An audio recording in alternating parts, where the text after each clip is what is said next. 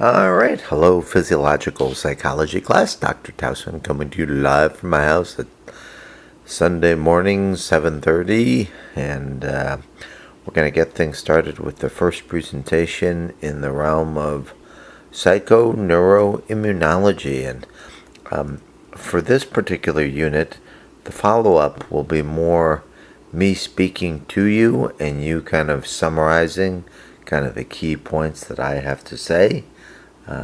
Hopefully that'll work out okay for you. The assignments that I give you on top of that will basically fall under the first part of this unit. So let's start out actually with definitions. So definitions, health psychology. What is health psychology? What I need you to do for that is the American Psychological Association has many different divisions, and you need to go into the APA website and go into About in divisions and go to Division 38. I am a health psychologist, and I do asthma behavior change research. See if you can go into health psychology and in your own words kind of describe what people do in health psychology.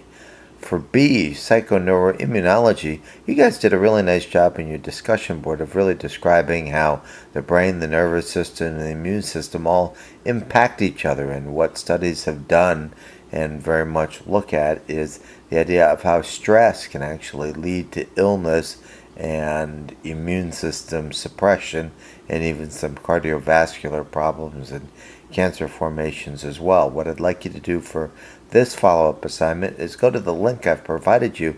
It's the Psychoneuroimmunology Research Society, and basically describe what they do and how it relates to the PNI definition. And then finally, under the NIH actually has a division of, they keep changing their name of it, but it's the National Institute of Complementary, Alternative, and Integrative Medicine. See if you can describe what the purpose of this is. I'll very generally give it to you here. The idea is, if you have all these ideas, you want to get grants, and you want to see if you can find scientific support for the ideas of health psychology and psychoneuroimmunology, and so that's what they do. See if you can look that up a bit, and then see if you can find one grant opportunity that is just of some personal interest to you. Describe it in your own words and why it would be of interest to you. So that's kind of part A. Roman numeral 2. This is where I kind of do lecturing and you kind of summarize what I have to say. For each one of these I have the abstracts, but in the acoustics I'll kind of give you the Reader's Digest condensed version of kind of the key ideas behind this. So Friedman and Rosenman in 1959 really did the first study on the field of health psychology. Wouldn't really be so much psychoneuroimmunology, because for PNI you have to look at the immune system, and their study was on heart disease. They took a group of men labeled Group A, and they found that these men had an intense, sustained drive for achievement, and when they didn't make it, they had a competition, or they were very competitive, deadlines, they would get very frustrated if their goals weren't met, and these people had a much higher rate of heart disease than those people who didn't have this personality profile. So this would actually fall under health psychology, but not PNI, because it's basically looking at how personality affects the immune system. So this was the type A personality study. Another very interesting study was the executive monkey study, published by Foltz and Millett. Let me kind of give you the summary of things. Phase 1, they had 2 monkeys in cages right next to each other. This was done at the University of Michigan. I'm, of course, an Ohio State Buckeye, so I always like to make fun of Michigan, because that's what people from Ohio State do. Phase 1, 2 monkeys were shocked, and basically one monkey in its chamber had a little control lever that it could turn the shock off for both itself and the other monkey. That was called the executive monkey. The other monkey couldn't really control anything, was the passive monkey. It took the executive monkey basically 13 shocks for both itself and the passive to learn how to turn the lever over and stop the shocks. In phase 2, it turned out the executive monkey was eating too many bananas. Okay, I'm trying to be funny here. And so they rotated the executive monkey out. They had the same passive monkey, had roots in the community, couldn't leave. Okay, I'm being stupid again. The executive monkey was altered out. The passive monkey was kept the same. And basically, it took, once again, the executive monkey 13 trials to learn how to turn the shock off for both itself and the passive. Then finally, they did this one more time in phase 3, a new executive monkey. And at the end, same passive monkey, the result was, for the passive monkey got ulcers. And the question is, why did this take place? The answer appears to be that the passive monkey knew everything of what to do to stop the shocks, but had no control over the situation. So basically, the passive monkey was going bananas. Okay, another bad joke. What can I say? So the passive monkey knew everything to do, but really couldn't control it, and so the passive monkey got ulcers. We know what causes ulcers now, but still the idea of knowing what to do and how to do it, but not having any control over it, can lead to ulcer formation. We still know that to this day. So that was the faults in Millet, and this would actually fall more into psychoneuroimmunology because the immune system got weaker, which caused the ulcer formation. Next study. This was done by Vicentainer. Basically, they took, and a lot of these studies, unfortunately, in psychoneuroimmunology really focus on, here's what we can do to really screw up the system, and here's its effect on the immune system. So they really try to put maximal stress on the organisms and see how it impacts outcomes.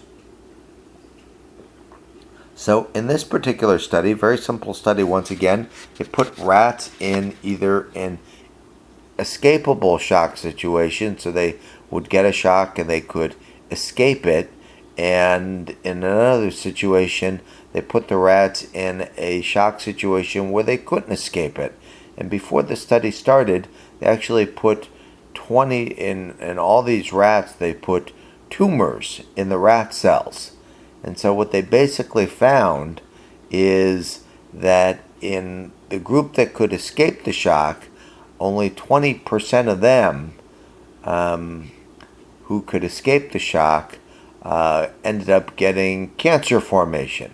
So if you could escape the shock, you wouldn't get cancer formation, but 63% of the rats who got the shock, who could not escape it, they ended up forming cancer. So the idea of escapability, learned helplessness, you can't get out of something, it's inescapable, that if you're in the situation that you can't escape shock and negative situations, that it could actually lead to cancer formation, is very much a part of the psychoneuroimmunology field. So this was kind of a classic study as well. And finally, really one of the founding studies in this field, once again a very simple study once more, although the abstract really goes into a lot of detail. Adder and Cohen kind of founded the field of psychoneuroimmunology, and they basically did a study where, what happened in this study? They did a study where they gave rats a sugar drink, saccharin, and when they gave them this drink, they gave them right after it a drug that would suppress the immune system. And when they gave them the drug that would suppress the immune system, they basically found that their immune system became suppressed. No big surprise. But then what started happening is they started pairing up the saccharin drink with the drug. And after a number of trials, just giving the animals the saccharin drink led to the animals actually having an immunosuppressant response. So this is behavioral conditioning of an immunosuppressant response, and this is a big deal. You can condition your immune system to have this negative response. So in this particular situation, we have once again the idea of negative things happening in the system and their negative impact on the body. We now actually know, and maybe I'll get into this in another abstract. So let me move on to abstract number 5 here.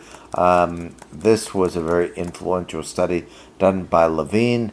They had all these dental students. These dental students had to get their wisdom teeth removed. Now, that wasn't part of the study, but they had to get their wisdom teeth removed. It was just a medical condition for these dental students. And so what they basically did is they had a group of people, they gave them all pain medication before they started the study and took out their wisdom teeth. But then a couple of hours later, the researchers came back in and basically said, would you like some more pain medication? And everybody said yes. But for half the people, they came in and they gave them nothing. They gave them basically an injection that was just a sugar pill, basically, or a saline injection. And it was very interesting that for a lot of these people, they actually felt their pain go away. So this is called the placebo effect. And what they wanted to do in the next phase is they wanted to see, was this kind of just a response bias, or was this real? And so in the next phase, they came in a few hours later, and they came in and they gave a product called Narcan, or you might be familiar with the Narcan name, naloxone. And they gave all these people who were feeling good after getting saline, they said, would you like some more medication? They said yes. They gave them Narcan, and all of a sudden the pain returned. So that was kind of the method and the result. The meaning of this is that the idea is, if you give somebody Narcan or naloxone, potentially that actually goes up into the brain, into the endorphin system, and blocks those receptors. So that actually suggests that in phase 2 of the study, that when these people were feeling the placebo analgesia, they were actually getting their brain's own endorphins to kick in, and this was really helping things out. And in phase 3, when you gave them the Narcan, their pain returned. So this was another classic study in psychoneuroimmunology. And I think the last study here, actually, I think I'll actually end this with the last study. I have on my outline now another study here, but I'm going to put this in the more positive end of things. The last thing I wanted to share with you here is just how this appears to work. And some of you talked about it. When you're stressed out, your hypothalamus gets stressed out. You have the flight or fight syndrome. And your hypothalamus, through your pituitary, releases all of these hormones, most importantly, adrenaline and cortisol.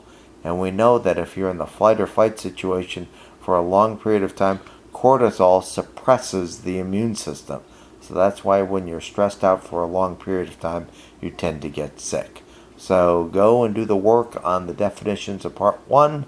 Part 2 kind of summarize this information as well, and then we'll move on to part 3. Thanks.